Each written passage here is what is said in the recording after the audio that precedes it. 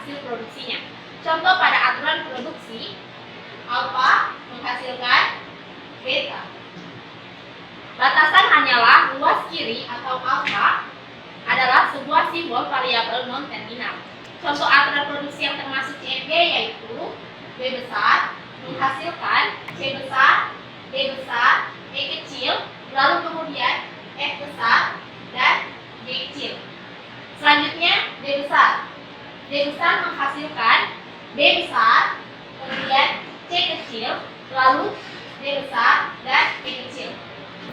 Kemudian proses parsing. Nah, proses pembacaan string dalam bahasa sesuai CFG tertentu. Proses ini harus mematuhi aturan produksi dalam CFG tersebut.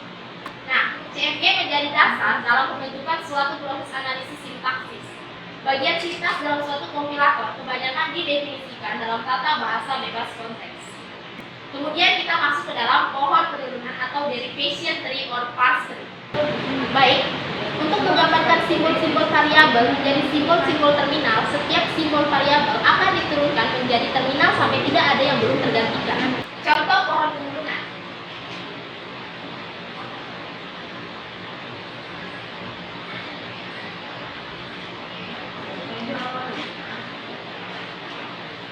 Terdapat CFG dengan aturan produksi sebagai berikut dengan simbol awal S besar. Oke, di sini saya akan memberikan contoh. Jadi S besar menghasilkan A kecil, kemudian A besar, lalu B besar. Nah, selanjutnya A besar menghasilkan B kecil, kemudian B besar, lalu B kecil. Kemudian ada B besar. B besar di sini menghasilkan A segandeng dengan lambda. Lalu selanjutnya di sini saya akan menggambarkan pohon penurunan, yaitu S besar menghasilkan A kecil, kemudian menghasilkan lagi A besar, lalu selanjutnya menghasilkan B besar. Nah, di sini A besar juga menurunkan B kecil, kemudian B besar, lalu B kecil, dan yang terakhir itu dia menghasilkan lambda. Lalu di sini B besar menghasilkan A besar, kemudian dari A besar ini akan menghasilkan lagi B kecil, kemudian B besar, lalu ke B kecil, dan yang terakhir dia akan menghasilkan lambda. Baik, itu tadi materi yang telah saya bawakan. Selanjutnya akan dibawakan oleh pemateri kedua. Di sini saya akan masuk pada contoh. B sama dengan A besar, B besar,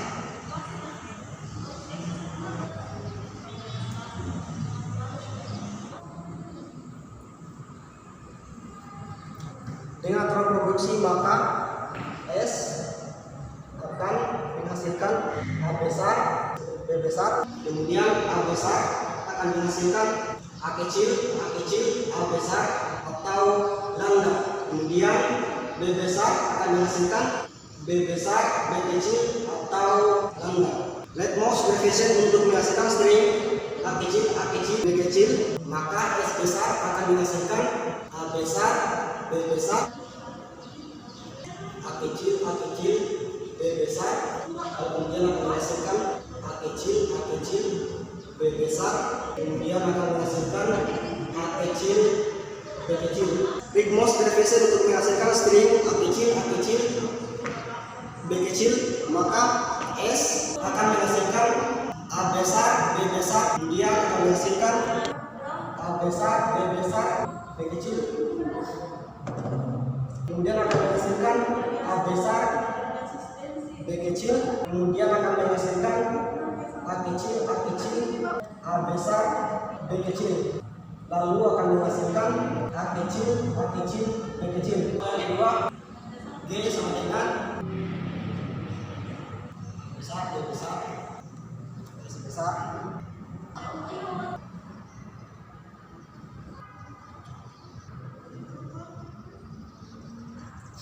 Dengan aturan produksi P maka S akan menghasilkan A kecil, A besar, B besar, kemudian A besar akan menghasilkan B kecil, B besar, B kecil. Kemudian B akan menghasilkan A besar atau lambda.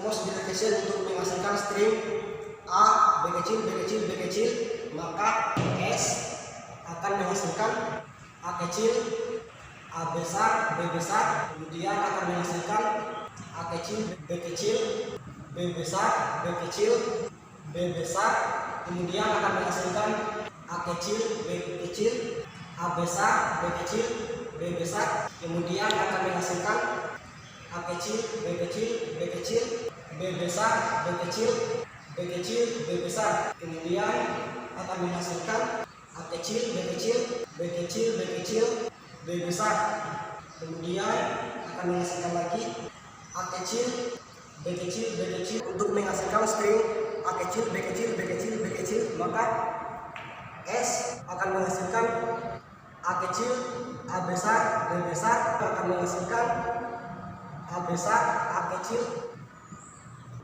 A kecil, B kecil, B besar, B kecil, A kecil, B kecil, A besar, B kecil. Kemudian akan menghasilkan lagi A kecil, B kecil, B kecil, B besar, B kecil, B kecil. Kemudian akan menghasilkan lagi A kecil, B kecil, B kecil, B kecil, B kecil. Oke, selanjutnya kita masuk di materi parsing dan penganggotaan. Untuk menentukan apakah string B berada di L atau G atau bahasa G dengan cara secara sistematis membangun semua kemungkinan penurunan dan mencocokkan hasilnya apakah ada yang sama dengan string B atau tidak. Kita masuk pada contoh. Untuk menentukan apakah string AB berada pada bahasa yang dibentuk oleh grammar dengan aturan produksi S menghasilkan S besar atau A kecil S besar B kecil atau B kecil S besar A kecil atau lambda. Untuk pengurangan pertama, 1 S besar akan menghasilkan S besar, kemudian kedua S akan menghasilkan A kecil S besar B kecil, kemudian yang ketiga S besar akan menghasilkan B kecil S besar A kecil, kemudian yang terakhir keempat S akan menghasilkan lambda. Maka penguraian pertama tersebut akan membentuk yaitu 1 A S besar akan menghasilkan S besar, kemudian akan menghasilkan S besar, 1 B S besar akan menghasilkan S besar, kemudian akan menghasilkan lagi A kecil S besar, B kecil S besar, kemudian 1 C S besar akan menghasilkan B kecil S besar, A kecil S besar, kemudian 1 D S besar akan menghasilkan S besar akan menghasilkan S besar. Baiklah, mungkin saja yang bisa jelaskan. Selanjutnya akan dilanjutkan oleh teman saya. Ambiguitas itu terjadi jika terdapat lebih dari satu pohon penurunan yang berbeda untuk menghasilkan suatu string, di mana paling sedikit itu terdapat 2 pohon. Jadi untuk contohnya itu, misalkan terdapat tata bahasa seperti contoh berikut ini, di mana S besar menghasilkan S besar, atau S besar menghasilkan A kecil S besar B kecil, atau juga bisa S besar menghasilkan lambda, di mana bagian S ini merupakan bagian yang memproduksi, sementara bagian kanan ini merupakan hasil dari produksi. Untuk memperoleh A kecil B kecil bisa dengan menggunakan 2 cara penurunan. Cara pertama yaitu kita menggunakan S besar dengan turunannya itu yang kita mau perolehkan A kecil dan B kecil, berarti kita menggunakan turunan yang A S B. Kita pakai turunan yang A S B. Di sini kita sudah memperoleh A kecil 1 dan B kecil 1. Untuk mencari lagi A kecil yang 1 dan B kecil yang satunya, kita menggunakan turunan yang A S B lagi pada S besar ini. Nah, di sini kita sudah dapat A kecil dengan B kecil. Jadi pada S ini kita tidak menggunakan turunan yang A kecil S besar dan B kecil lagi. Jadi kita menggunakan turunan yang lambda saja. Cara kedua yaitu sama seperti cara yang pertama ini, hanya cara yang kedua itu lebih lebih panjang lagi karena pada turunan S pertama ini kita menggunakan turunan yang S besar seperti ini, dan pada S besar yang ini kita menggunakan lambda supaya pada S besar ini kita menggunakan turunan yang seperti cara pertama ini saja. Selanjutnya yaitu penyederhanaan CFG, di mana tujuan dilakukan penyederhanaan CFG ini untuk melakukan pembatasan. Kenapa dilakukan pembatasan? Agar tidak menghasilkan pohon penurunan yang memiliki kerumitan yang tidak perlu atau aturan produksi yang tidak berarti. Jadi contohnya yang pertama yaitu S dapat menurunkan A besar atau S dapat menurunkan A kecil, dan juga A besar dapat menurunkan A kecil. Aturan produksi ini tidak berarti karena B tidak memiliki penurunan, di mana tujuan dari aturan produksi yaitu untuk memiliki turunan atau sebuah pola. Jadi pada contoh yang kedua yaitu S menghasilkan A menghasilkan B menghasilkan C menghasilkan D menghasilkan A atau D menghasilkan A besar. Di mana jika kita lihat dari aturan produksi ini, kelemahannya yaitu memiliki jalur produksi yang terlalu panjang. Kemudian jika kita lihat dari aturan D, dapat menunjukkan A ini memiliki kerumitan karena jika kita menggunakan aturan D dan hasilnya itu A, maka akan terulang terus kembali ke pola seperti ini. Sekian materi yang dapat saya jelaskan, kurang lebihnya mohon dimaafkan. Selanjutnya saya akan berikan ke pemateri berikutnya. Materi sebelumnya cara penyederhanaan. Yang pertama, penghilangan produksi useless atau tidak berguna. Yang kedua, penghilangan produksi unit.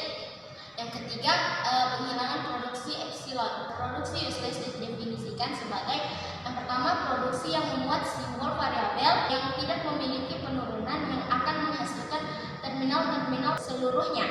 Yang kedua, produksi yang tidak akan pernah dicapai dengan penurunan apapun dari simbol awal, sehingga produksi itu adunan atau berlebih.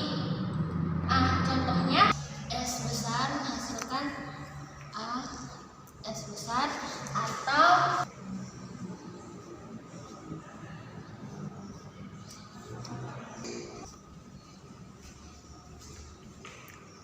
ini S besar menghasilkan A kecil S besar, atau A besar B kecil atau B besar D kecil E kecil.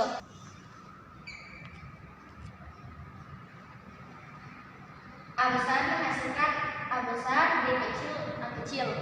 B besar menghasilkan B besar B besar B besar.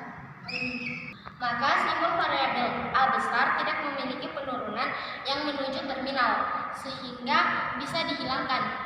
Konsekuensi hasilkan A besar B kecil D kecil tidak memiliki penurunan. Penghilangan produksi unit, di mana garis kiri atau kanan aturan produksi hanya berupa status simbol variabel. Yang kedua, keberadaannya membuat tata bahasa memiliki kerumitan yang tidak perlu. Yang ketiga, penyederhanaan dilakukan dengan melakukan penggantian aturan produksi unit, sehingga aturan produksi setelah penyederhanaan yaitu S besar menghasilkan S besar D kecil, S besar menghasilkan D kecil atau E kecil F kecil, yang C besar menghasilkan E D kecil, yang C besar menghasilkan E kecil F kecil, dan yang terakhir D besar menghasilkan D kecil dan D kecil. Baik, itu saja materi dari saya. Selanjutnya akan dilanjutkan oleh pembahasan berikutnya.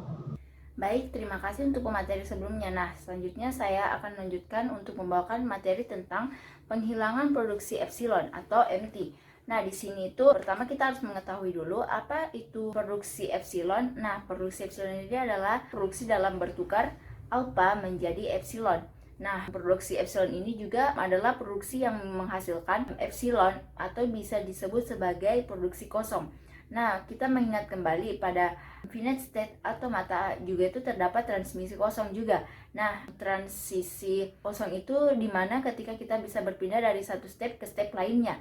Nah, tanpa membaca inputan. Nah, kalau di CFG ini ada namanya produksi kosong. Nah, sebenarnya tidak berguna sehingga perlu menghilangkannya. Nah, ada teknik untuk menghilangkan produksi kosong itu dengan cara melakukan pergantian produksi yang memuat variabel yang bisa menuju produksi epsilon, atau bisa disebut juga nullable. Kita akan mencoba untuk soal pertama itu, kita memiliki dua aturan produksi. Yang pertama itu ada S menghasilkan B, C, A, D. Nah, ada juga itu A menghasilkan epsilon. Nah, dia itu menghasilkan produksi kosong, sehingga A ini itu bisa disebut nullable, sehingga dia itu akan berubah menjadi S menghasilkan B, C, D. Nah, sehingga hasil menjadi ini, S menghasilkan B, C, dan D. Nah, itu untuk soal pertama. Soal nomor 2 itu, di mana terdapat dua produksi, yaitu A menghasilkan BD, S menghasilkan B, C, dan D. Nah, S menghasilkan BC, A besar dan D, atau juga bisa S menghasilkan BCD. Nah, ini ada kedua kemungkinan juga, yaitu dia bisa ke BD atau bisa juga ke epsilon. Ada soal ketiga, yaitu ada 5 aturan. Yang pertama itu kita tulis aturannya itu S menghasilkan A besar, A kecil, C besar, dan D besar. Nah, untuk yang kedua itu ada A menghasilkan C besar, D besar, dan atau A besar, B besar. Nah, untuk selanjutnya itu ada B menghasilkan B kecil atau epsilon. Nah, yang selanjutnya itu ada C menghasilkan D atau epsilon. Yang terakhir itu ada D menghasilkan epsilon. Nah, A menghasilkan CD itu nullable. S menghasilkan A besar, A kecil, C besar. Jika kita lihat yang menghasilkan B dan C itu adalah A. A menghasilkan AB, atau A juga itu bisa menghasilkan A besar atau B besar. Kenapa? Karena kita lihat di sini B-nya itu masih menghasilkan B, bukan hanya dia menghasilkan epsilon saja, tapi juga dia menghasilkan B kecil. Nah, berarti kita tuliskan B di sini. Selanjutnya kita ke aturan S. Nah, aturan S menghasilkan ini sudah A besar, A kecil yang sudah diubah. Nah, A besar, A kecil, dan C itu tidak ada. Misalnya, maaf ini, kita batasi dulu. Nah, misalnya itu S menghasilkan A, AC. Nah, ini dia ada. A-nya ada, C-nya ada. Atau kita juga bisa menuliskan produksi A besar dan A kecil. Dan di sini dia C-nya yang tidak ada. Dan meskipun bukan satu-satunya penurunan, maka dilakukan pergantian. Nah, seperti ini pergantiannya tadi. Maka aturannya itu berubah menjadi S menghasilkan A besar, A kecil, C besar. Atau S juga bisa itu menghasilkan A kecil dan C besar, A besar dan A kecil. Atau S juga bisa menghasilkan A saja. C dan D ini dia tuh termaksud epsilon juga ini, dan D nya itu sudah termaksud epsilon karena kita sudah hapus. Nah, untuk C ini dia sama, dia itu bisa menghasilkan epsilon, tapi dia juga bisa menghasilkan produksi D kecil. Nah, selanjutnya itu ada produksi A yang menghasilkan AB, A besar, B besar, dan A besar dan B besar. Yang ketiga itu B itu menghasilkan B kecil. Berarti di sini kita tulis C menghasilkan D. Nah, untuk hal seperti ini yaitu S bisa menghasilkan A besar, A kecil, C besar, atau S juga bisa menghasilkan A kecil dan C besar. S juga bisa menghasilkan A besar, A kecil, dan S juga itu bisa menghasilkan A kecil. Dan B itu bisa menghasilkan B, karena di sini epsilon atau dia itu produksi kosong, dan C itu dia bisa menghasilkan D, sama sedemikian rupa dengan yang aturan produksi yang B.